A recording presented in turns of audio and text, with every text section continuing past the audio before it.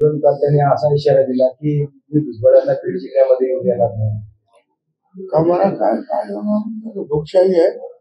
हं? मला काही कळत नाही. तर म्हणजे असं त्यांचं म्हणणं आहे की मंत्र्यांनी याच्यात जायचं नाही.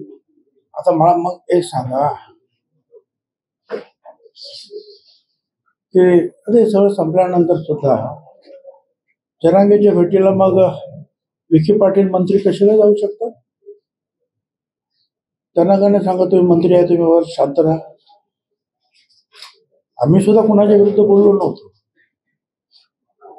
आम्ही सांगितलं ठीक आहे, तुम्ही जर केलंच आहे ते तर आम्ही आता हायकोर्टाला चेक करू की बरोबर आहे का चूक आहे. आणि आम्हाला असं वाटतं की आमचं हे नुकसान आहे सगळ्यांचं मागासवर्ग.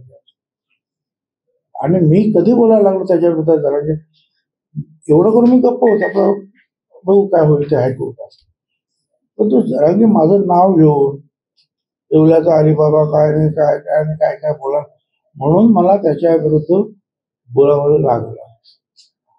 बाकी आम्ही मराठा समाजाच्या विरुद्ध मी नाही. मराठा समाजाला वेगळं आरक्षण द्यावं त्याप्रमाणे ते दिलेलं आहे.